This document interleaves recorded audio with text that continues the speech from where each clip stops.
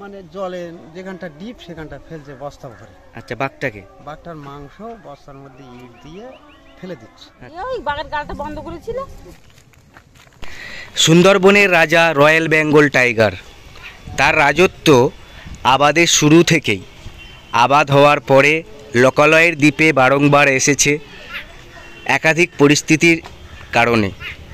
আর নদীর এক কূল যেমন ভাঙে অন্য কূল গড়ে, আর যে কূল গড়ে সেই কূলেই কিন্তু আবার জঙ্গল হতে থাকে। তার কারণ ম্যানগ্রোভ অরণ্যের বৃদ্ধি দিন প্রতিদিন যেমন নতুন কূলে গড়ে উঠেছে, আবারও অনেক দ্বীপের মধ্যে ভয়ঙ্কর ঘটনা ঘটেছে দ্বীপের লোকালয়ের জঙ্গলের ভেতর।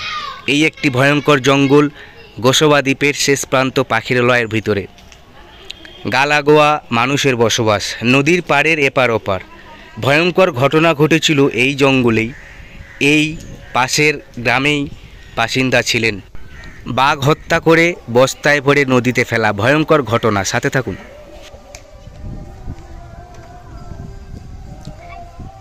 কার ঘুড়ি হচ্ছে? নাতি? আচ্ছা, তো এখন নদীতে জোয়ার না ভাটা আছে? এখন ভাটা হচ্ছে না? হাওয়াও এখন শুরু হয়েছে, ঘুড়ি উড়ানো হবে। নাতির জন্য ঘুড়ি তৈরি করা হচ্ছে, সুন্দর। আচ্ছা, এই জঙ্গলেই তো আপনাদের এই পাশে যে কাকা ছিলেন, ওই কাকার নাম কি? গোপাল কাকা। তো গোপাল কাকা এই জঙ্গলেই বাঘের আক্রমণ হয়েছিলেন। আর আচ্ছা, বিশেষ করে গোপাল কাকা তিনি কত বছর আগে এই জঙ্গলে যে ঘটনাটা ঘটেছিল? আইলার আগে না?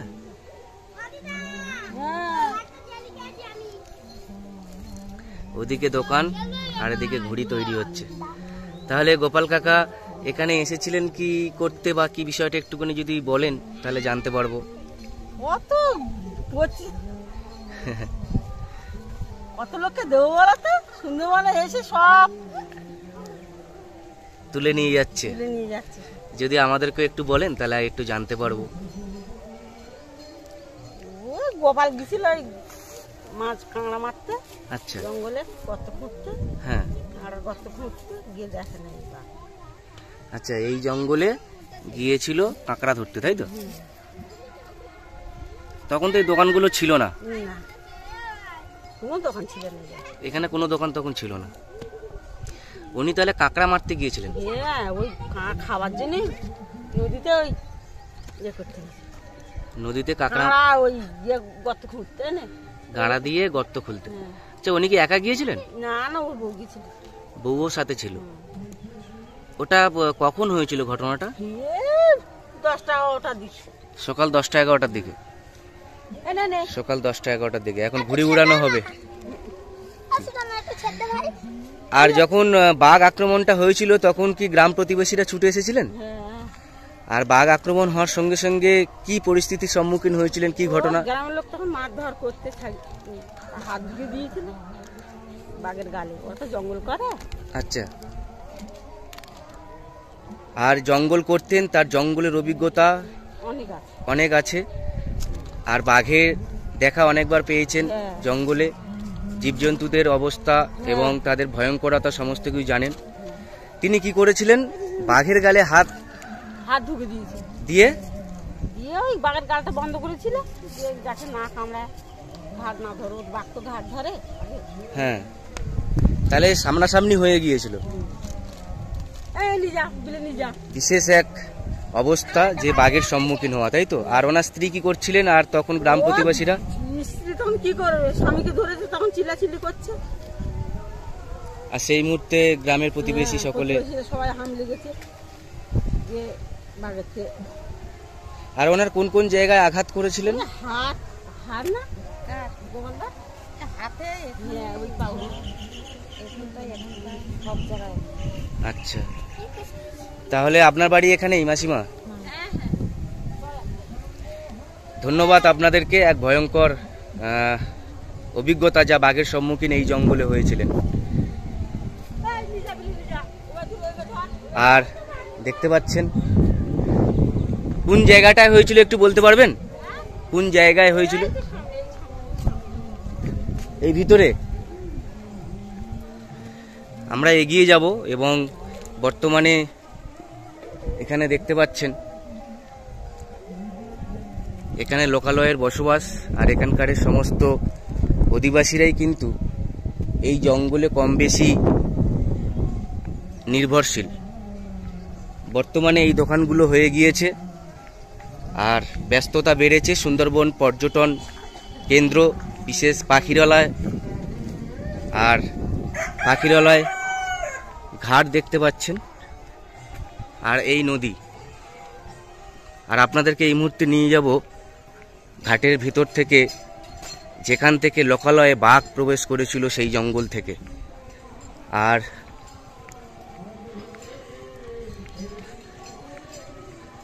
পাখিরালয় ঘাট, এই সেই জঙ্গল। এই জঙ্গলেই ঘটেছিল ভয়ঙ্কর এক ঘটনা। সাথে যে ঘটনাটা এই মুহূর্তে শুনলেন, সেই জঙ্গলের জায়গাটাকে দেখাবো এবং কোন জায়গা থেকে বাঘ পার হয়ে এসেছিল সেই জায়গাটাকেও দেখাবো।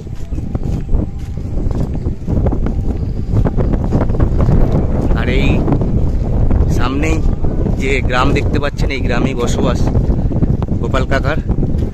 তার জঙ্গল অভিজ্ঞতা কিন্তু কম নয়। এই জঙ্গলের ভিতরে ঘটেছিল ঘটনা। আসছি ফিরে আবার। দেখতে পাচ্ছেন ভাসমান জেটি। সুন্দরবনের মধ্যে আয়লা হওয়ার পূর্বে এইরকম ভাসমান জেটি ছিল না। আর বর্তমানে এই চওড়া নদীতেও পরিষেবা আমরা পাচ্ছি। আর ওই পারে দেখতে পাচ্ছেন দয়াপুর দ্বীপ, এবং ঠিক কোনাকুনি ওই পারে দেখতে পাচ্ছেন সজনেখালি ফরেস্ট, যা বর্তমানে জাল দিয়ে ঘেরা, যাতে লোকালয়ের দ্বীপে বাঘ না আসতে পারে। আয়লার পূর্বেই গোসবা দ্বীপের কোণে যে দ্বীপ গড়ে উঠেছে পলি জমে, তার কোণ থেকেই কিন্তু বাঘ সাঁতরে এসে প্রবেশ করেছে এই জঙ্গলে। আর এই জঙ্গলের কোণেই ভয়ঙ্কর ঘটনা ঘটেছে, দেখাতে থাকব। আর পরিস্থিতি, বাঘ মানুষের সম্মুখীন হওয়া, বাঘকে হত্যা করা এবং কেমনভাবে ঘটনা ঘটেছিল আরও এক দাদুর কাছ থেকে শুনতে থাকব। আর এই জঙ্গল বর্তমানে ঘনত্ব কমেছে। দাদু ভালো আছেন?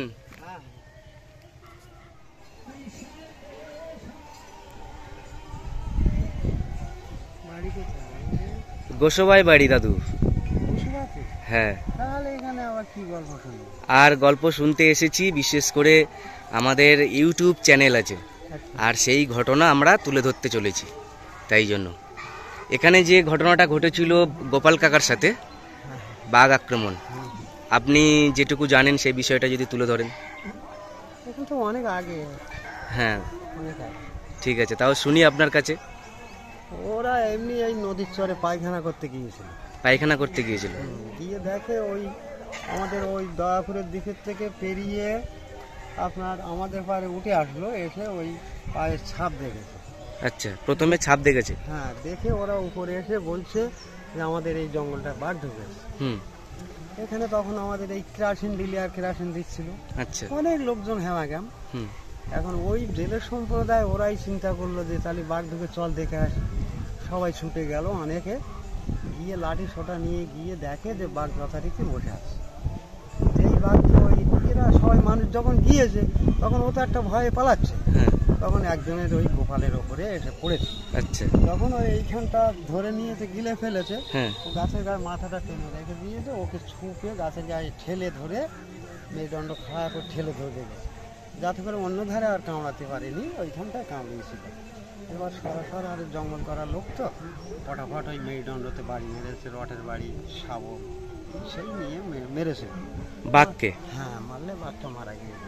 বাঘ মারা গিয়েছে? আচ্ছা, বললে তো আমার যদি কেস ফেস হয় বাবা।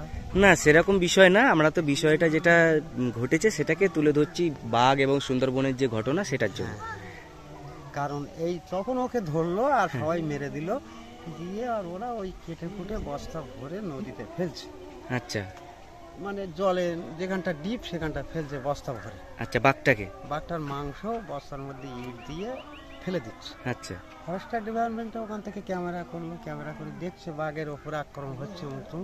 ওরা পুরো এসে অনেক লঞ্চ বোট এসে ঘিরে ফেললো, ঘিরে ফেলে দেখে জাল টেনে টেনে সব মাল তুলে নিল, মানে বাঘের মাংস ফাংস নিয়ে মিলিয়ে দেখলো, মেডিকেল করে দেখলো বাঘের মাংস ঠিক আছে, সব কটা উঠে গেছে। এবারে নিয়ে ওই ওদের মেডিকেল দপ্তরে পাঠালো।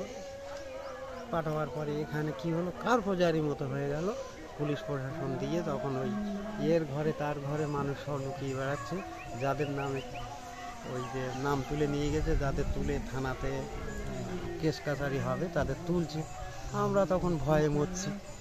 এখানটা তখন আমরা আমাদের নৌকো ছিল বাগদা ধরা, আচ্ছা, আর দোন খেলা। আপনারাও নদীতে যেতেন?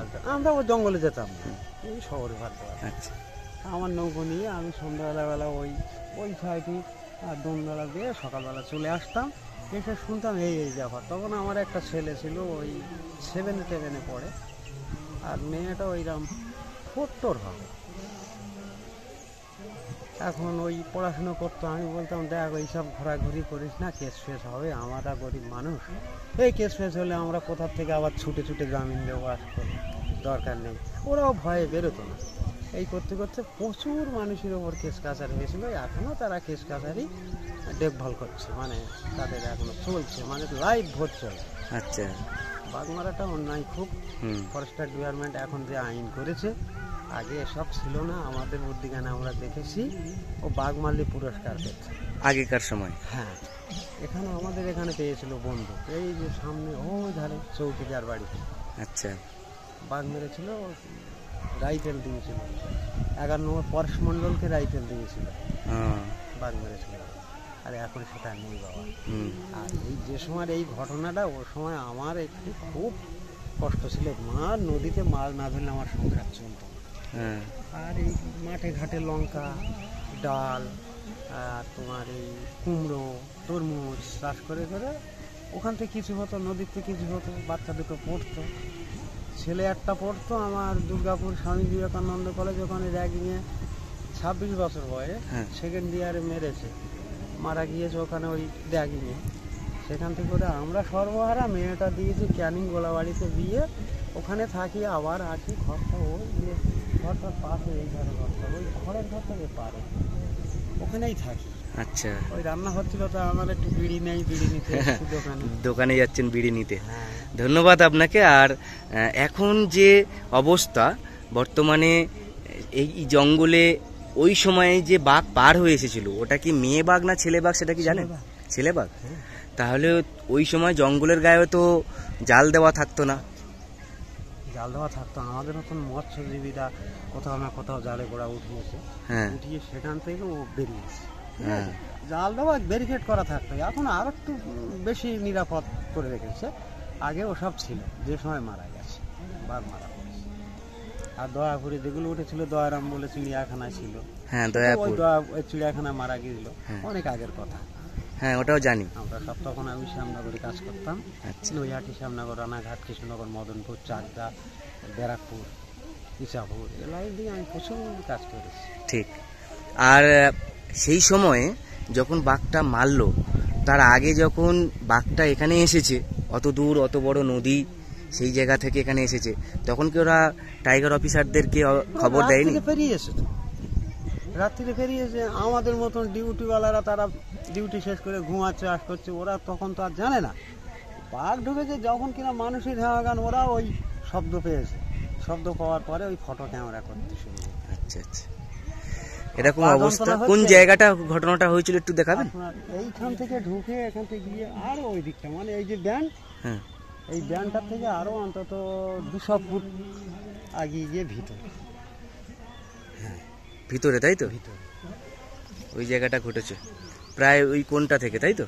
ওই কোনটার আর একটু ধারে গিয়ে এক কোনটার থেকে 200 ফুট ওইদিকে আগিয়ে গিয়ে ভিতরে জঙ্গলটা পুরো ছিল ভারী, মোটামুটি জঙ্গল ভারী ছিল, তখন আরো ঘন ছিল। ঘন ছিল। হ্যাঁ, এখন ওই দেখো না, ওই পুরানো গাছ কেটে কেটে পড়ে আছে, হ্যাঁ। এ ঝড়ে ভেঙেছে। হ্যাঁ। তাহলে আর একটু ফাঁকা হয়ে গেছে। আগে চারা গাছ ছিল, এত মোটা গাছ ছিল না, হ্যাঁ। গাছ চারা গাছ ছিল। আমার এই পা যন্ত্রণা হচ্ছে বাবা। ধন্যবাদ আপনাকে, অনেক ধন্যবাদ। আপনার কাছ থেকে বিষয়টাকে আচ্ছা, বিষয়টাকে জানলে যেন আমি একটা গরিব মানুষ যেন ভুগি না। আমরা ঘটনা শুনতে বার হয়েছি। আমি খুব দুঃখিত এখন, কারণ আমার দেখার কেউ নেই। আচ্ছা, কোথা থেকে ওঠানামা করেছিল? ওই নদীর চরে এই ঝাঁপি ধরে উঠে গোয়াল আচ্ছা, ছিল। এইখান থেকে গেছিল তাই তো? এই ভিতর থেকে? হ্যাঁ, ওই নদীর ওই কোণ থেকে এসেছিল তাই তো? একদম দয়াপুরি দিতে পেরিয়ে ওখান থেকে আবার নদী ছাড়িয়ে। আচ্ছা, এই কোণ থেকে যে প্রায় নদী দেখতে পাচ্ছেন, আর ওই পারেই দয়াপুর দ্বীপ, ঠিক কোণ থেকে সজনেখালির জঙ্গল, এখানেই সেই ভয়ঙ্কর ঘটনা ঘটেছিল।